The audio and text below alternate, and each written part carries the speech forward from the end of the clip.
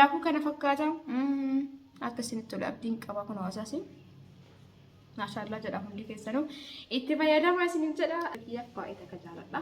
Foolii hin qabu fuula keessan maaksii fayyadamtanii fayyadamuu baattanii an isa baazinii fayyadama yeroo baay'ee gubaa kiyyaa.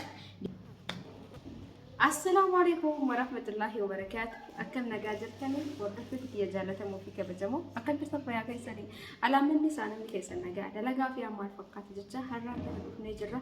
Har'i guyyaa sanbata kanaafuu wajjin shaa jedhaatiin boqonnaa fudhanna jechuudha. Yeroo takka takka nu barbaachisa.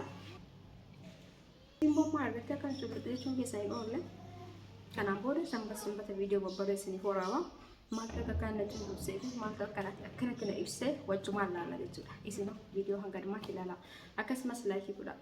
Namoonni tokko osoo maasitti ilaalaa jirtan koomentii barreessuuf ariifachuu itti maltan. Akkasiin ta'ina jalqaba viidiyoo hanga dhumaatti ilaala. Ilaalaatiin maaltu akka kana godhe isinitti hima. Tariitii immoo ofitti godhallee isinitti agarsiisa. Turtii gaarii na waliin qabaadha. Shaashan baatadha. Guyyaan dilbata guyyaa boqonnaati. Na bira garuu biyyoota garaagaraa kan beeku dhugaa dubbachuuf. Harri sanbata yookaan dilbata. Kanaafuu har'a boqonnaa fudhachuu barbaada. Boqonnaa illee gisee fudhuus isa hojii fudhadha jechuudha. Namoonni immoo viidiyoo isinitti tole laayikii sheerii gochuu hin dagatinaa. Namoonni isinitti hin tolle inumaa hin laalinaa jechuudha. Isin galee namoonni viidiyoo kiyya ilaaltanii aaruu dandeettan. An garuu alhamdulillah waan nama aarsu waan nama dallasisu hojjetanii hin beeku. Tanaan boodallee hin hojjedhu jechuudha. Hordoftoota kiyya garuu namoonni viidiyoo kiyya ilaaluun lukkubii mataa isinitti ta'ee jirtan baay'ee beeksisa jechuudha. Akkasumas namoonni immoo yuutuubii mataa hojjechuu kiyyatti baay'ee takka aartan jirtan maaliif jechuudha isaa. Kanaafuu namoonni akkasii rabbisni haa laaffisu.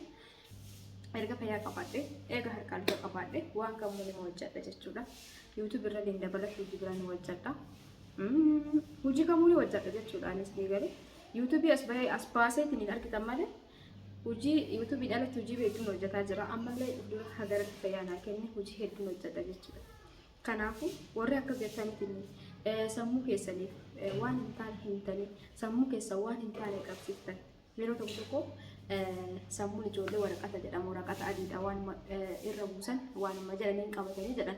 Kanaafuu noormaalii sammuu keenya uumama keenya rabbiin sammuu qulqullina keenya nu mara. Garuu wanti nu hojjennu fi wanti nu ilaallu akkasumas wanti nu sammuu keenya biraan geenyu waan baratamuu qabu jechuudha. Hordoftoota kiyya haga danda'ameen maaliif isin jedhaa jira. Namoonni tokko jira. Osuma bultii namaa laaluu, osuma waan nama haasa'uu, osuma bakka waa hunda hojii daawwanii ofii dhiise jireenya ofii dhiisee kama namaa osoo laalu Yesu ayyaara irratti Yesu taammas ilaalleechi jechuudha. Jedhu sana agartanii akkasii jechuudha. Namoonni tokko jirani wallaahi laaziin jirani. Kanaafuu warroonni osoo jireenya keessan jiraachuu dandeettanii addunyaa kanarra jiraachuu kan isinii kenname rabbi addunyaa kanarra inni kamuu yeroo takka jiraata addunyaarra jechuudha. Addunyaarra jedhee beekaa. Haala jiraata sanitti waan bareedaa waan gaarii qabu waan sakeessi keetti si gammadu waan mootuu laal akkanumatti gizalaaltu waan fakkeenyaaf nama tokko hawwitti nama tokko laaltee namni sun waan gaarii hojjeta namni sun akkas godha jettee hawwuun bareedaadha waan gaarii hawwuun garuu mootuu namni sanitti itti garagaltee namni sun tollee baruu fi hojjetaa jira kennaa rabbii isaa kenne irratti inni dalagataa jira bultis taanaan ijoollees taanaan bareedummas taanaan rabbitu kenneef jechuudha. Ati immoo isa jala deemtee jireenya kee dagaturra jireenya kee bareechisii qabadhu obboleettii tiyyaa obboleessa kiyyas ta'e obboleettii tiyyaa jireenya keessan qabadha wallahi jireenya keessan qabadha jireenya bareedaa jiraadha jireenyi addunyaa kanaa bareedaa miti jireenya addunyaa kanaa guutuu miti garuu haga tokko ati bareechuu dandeetta haga tokko ati mi'eessuu dandeetta gaafa kee dhiistee kan namaa jala deemte immoo keessi jalaa sirimaa badaa deema jechuudha. Kanaafuu gara keessan deebi'aa maal jechuu barbaadate namoonni simbummaa hojjettanii ni jirtan hordoftoota keessa isiniin jechuu sun ta'a garuu hedduu daawwachuu eegalanii jiranii akkanatti taa'aa dhageeffadha. Sana jedhaa bishaan dura kaayatanii yoo bakka waa isinitti hin tolle jiraate bishaan safuutanii akkanatti waan tokko bira qabadha taa'atanii ija viidiyoo isin bira gahe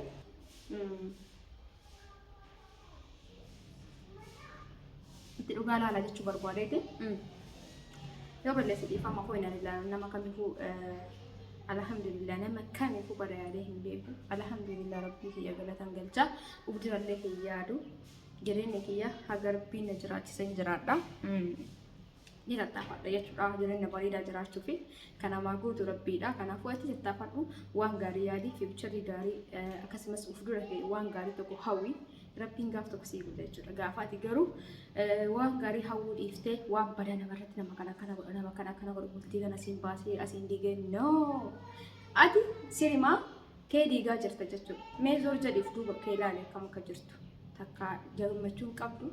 Takka waan namni qabu san ka inaaftu san hin qabdu takka nama si jaalatu hin qabdu si galee kanaafuu nama akkas jibban saan akkas gootu san osoo jaalaan qabde tariitii namni sun muuxannoo ofiisii godhuu danda'a nama san wajjin waa hedduu dalaguu dandeetta ta'a nama san wajjirraa waa hedduu barumsa fudhachuu dandeetta jijjiirama sammuu keetii fiduu dandeetta badoomaan nama ari'uurra osoo jaalallaan itti dhiyeessite bareedaadha jedhee yaada akka yaada siin boodetti kanaafuu hundaa kun waliin tura hanga dhumaatti viidiyoo kana ilaala amma kallattimaan gara viidiyootti siin dabarsaa yeroo gaarii qabaadha. Egaa hordoftoota kiyya kallattimaan haasa'u isinitti dheeressu buna daakamaa fal'aana sukkaaraa lama godhee jira itti aansee hanqaaquu isa adii itti godhee jira sanbooda sirriitti waliin geettanii fuula keessan saamunaan dhiqattanii eega fuula keessan goge dibattanii waliin tura. Egaa hordoftoota kiyya viidiyoo kana dhaqabadhee dhufe fuula keenyaaf jechuudha waan kana yoo diqqaate torbaanitti al tokko al lama osoo fayyadamne bareedaadha. Maal akka ta'e mootu isinitti agarsiisin jira. Harri guyyaan sanbataa egaa jalqaba irratti osoo mana bahin dura waan kana fayyadamne egas booda gara deemna jechuudha. Yeroo makamu torbaanitti al lama yookaan al tokko fuula keessanis rifeensa keessaniif waan tokko dibachuun barbaachisaadha. Fakkeenyaaf jechuun rifeensa keessanii dhadhaa anamma dhadhaa akkana jiru kana maashaallah tabaarakallaa ilaalaa jirtanii maashaallah. Egaa dhadhaa kana jechuudha rifeensa kiyyarra kaadheetu jira sanaaf haala kanaan dhufe egaa sachumaan mootu egaa akkas gochuun kiyyan oolla jedhee fuulaafis waan kana isinitti agarsiisuu edha hanga dhuma viidiyoo kanaatiin waliin tura. Viidiyoo kun laayikii sheerii gochuu hin dagatina. Fuula kiyya dhiqadheera. Fuulli kiyya as bira na jalaa akka tokko ta'e bishaan anarraa gogu eegeetiin hin dibadhe isinitti agarsiisa. Hanqaaquu isa adii fi buna jechuudha buna daakama.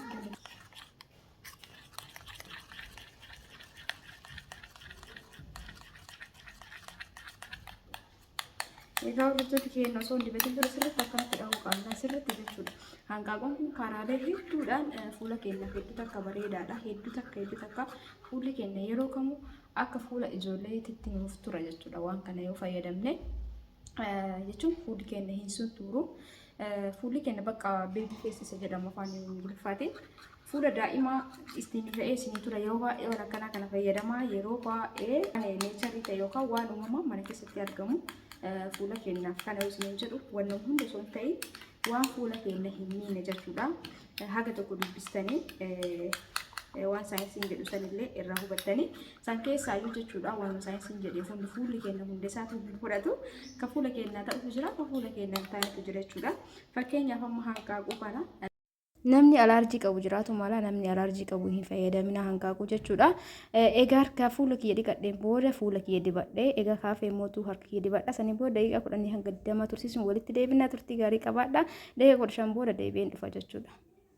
Egaa hordoftoota kiyya baay'een tursiisne daqiiqaa 10 booda egaa tursiiseen booda akkanatti maasaajii godha. Egaa gogaan keenya akka doyyoon irra jiraatan nurraa qabatee bakka sukkumtanii bishaan dhiqattanii sanii booda waan manaa qabdan fayyadamtanii egaa akkanatti gurguddaa maashaallah tabaarakallaa. Maashaallah agartanii.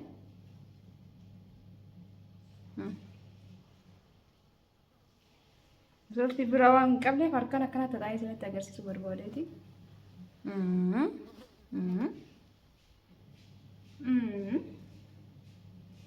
Look.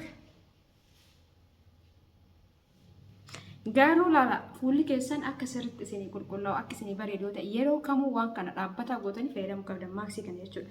Fakkeenyaaf ana dhumatan fayyadamee akkana ta'e jechuu kiyyaa miti. Fuulli kiyya dhugaa dubbachuuf hin danda'u. Wallaahi baay'ee takka na gurraachata duraan nama akkasiin qabu. Amma garuu yeroo barbaadina irraa badaa yeroo barbaadina gurraachata keessattuu walirra yoo aduu keessa deeme hedduu takka nagala gurraachata fasii. Garuu immoo wantoota kanaa kana gisee fayyadamee uumma sanarraa badaa. Kanaafuu waan kana maal godhuu qabdanii yoo diqqaate torbaanitti al lama allama isinii jedhu al tokko jechuun diqqoon fagaata. Torbaanitti allama maaksii kan fayyadama. Kanallee haa ta'u, kan birallee haa ta'u, ootisii akkasumas maaksii buna, maaksii hanqaaquu kana akkasumallee mootu maaksii ruuzaa waa baay'ee jira ka irdii katimaatimaa waa hedduu jira wanti gogaa keenya bareechisu. Kanaaf kireemii garaagaraa fayyadamuu dhiistanii maaksii mana qophaa'u kana waan garaagaraatirraa osoo fayyadamtanii illee isiniin biraan gaha. Kanaafuma fayyadamtanii har'uma gogaa keessanii isinii qulqulleessaa osoo hin taane yeroo hedduu torbaanitti allama fayyadama. Al sadii illee fayyadamtan bareedaadha. Garuu yoo harta biizii taatan torbaanitti allama fayyadama. Yoo walumallee biizii taatan torbaanitti allama fayyadama isiniin jedha. Hedduutu akka jaalattanii osoo torbaanitti al sadii fayyadamtanii ilaaltanii lawtii isaa yookaan jijjiirama isaa isinuun jaalattan jechuudha. Hordoftoota kiyya maaksii kamuu dibata garaagaraa kan rifeensi keenya dheeressu tanaan durallee hojjadhee jira. Fayyadamaa jira mana kiyyattuu fi kiyya dibata baay'een bitu ijoollee foo ta'e malee baay'ee takka bareedaadha. Garuu yeroo fudhatamu ni bade. Nuti immoo akkasitti amanuu dafnee dhiisna. Maal gootan isiniif fakkaate waan akkana waan rifeensa keessan dheeressu fakkeenyaaf gizee mana keessanitti gootanii fayyadamuu jalqabdan maal gootanii jalqaba rifeensa keessan mattara. Eega rifeensa keessan mattartan booda waan qopheessitan san osoo addaan kutin ji'a lamaa sadii fayyadama san booda deebi'aa rifeensi keessan laala. Wallaahi baay'ee takka jijjiirama qaban akkasitti ofii jijjiirama irratti argee jennaan dibata dhiyoo isinii gadhiisan isa fayyadama jechuudha. Yeroo baay'ee mana keessatti ka zinjibiilaa akkasumas abishii jechisan jechuudha. Hedduu jijjiirama irratti argadhe. Maaksii fuulaa kan ammoo fayyadamu hunda isaatu hedduu akkanatti tola. Kanaaf gizi tokko fayyadamtanii jijjiirama eeguu osoo hin ta'in fakkeenyaaf namni maadiyaatii qabdan maadiyaatiin akka laayyootti namarraa hin badu jechuudha. Maaliif ree maadiyaatiin gosa hedduutu jira. Ka garaa keessaa sababa dhibee garaa keessaatiin nama dhufu jira. Ka aduurraa nama dhufu jira. Akkasumas aarii garaagaraatirraa akkasumas jijjiirama hoormooniitirraa sababa kanneen keessaa ka keessaa sun osoo haga feete gubbarra dibataa oolte keessa keenya yoo sirreessi nurraa hin badu jechuudha. Ka dhukkubbii garaagaraa qaama keenya keessa sababa dhukkubbii garaagaraa qaama keenya keessa jiru ol bahee qaama keenyarra darbee fuula keenyarraa mul'ate sun yaalii barbaachisa jechuudha.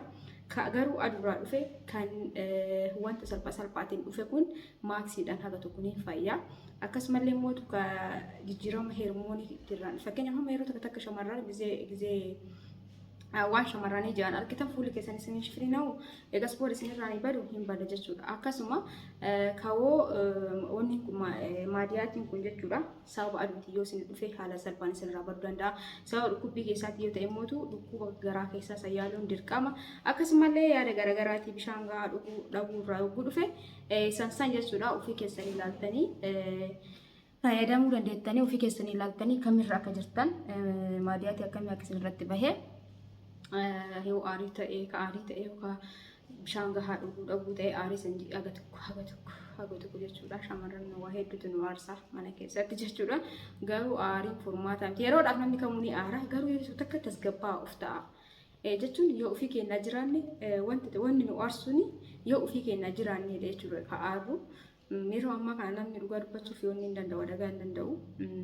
Wallahi kanaafuu of ta'a bakka wanni ni darba waan hunduu hadhi boruu miti.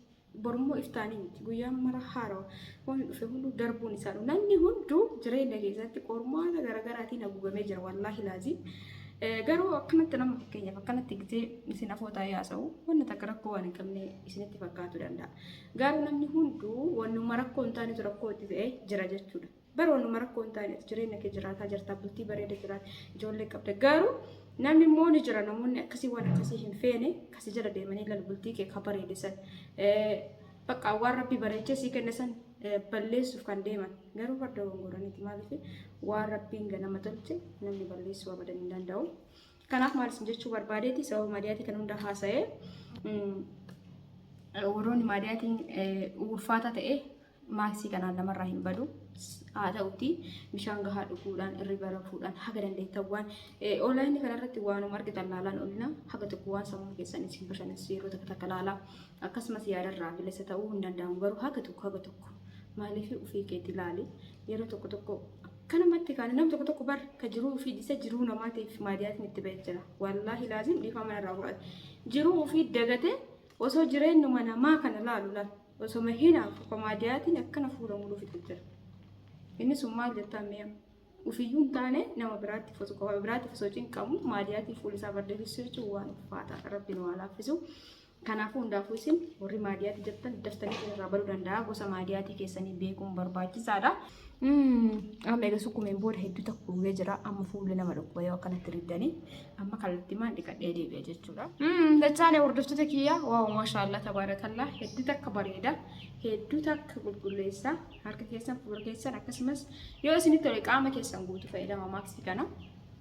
Hanqaaquu namoonni isinitti hin tolle bunaa fi damma fayyadama fuula keessa faawwadha akkanatti asiin dhadhaa dibadhee jira asiin fuulatti maaksii hojjetannee jirra amma guyyaa sanbata sa'a booda boqonnaa fudhanna jechuudha. Waaw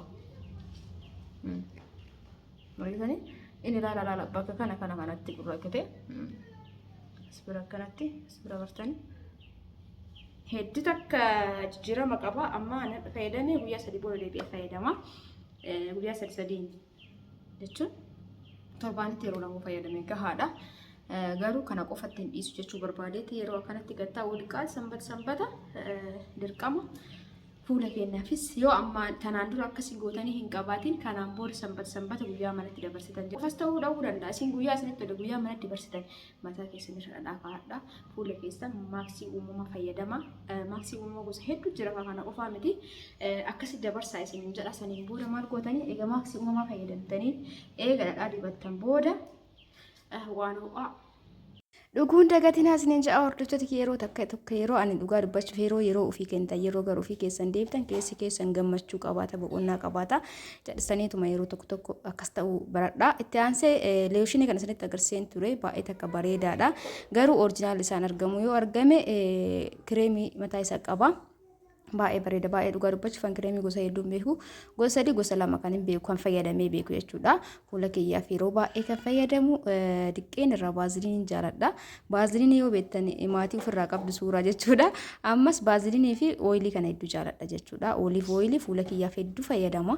Galgala maaskii fayyadamtan booda isa sirriitti dibattanii gogaa keessan guutuu qaama keessan guutuu isinitti yoo raftan hedduu bareeda gogaaf illee rifeensaaf isin beektanii ooliif ooyiliin kun inni tokkoffaani akkasiin hordoftoota kiyyaa akkasinitti tolaaf diin qaba viidiyoon kun laayik sheer gochuu hin dagatinaa halkan gaarii keessan abulaa maashaallah kun dhumni isaa kana fakkaata waaw hedduu bareeda maaskii kanallee fayyadama fuula keessaniif illee dibata kana fayyadamuu hin dagatinaa anka ofii kiyyaa na fayyadisinitti hima hedduu takka galatooma wal faadhaa warra daawwattan laayikii godha.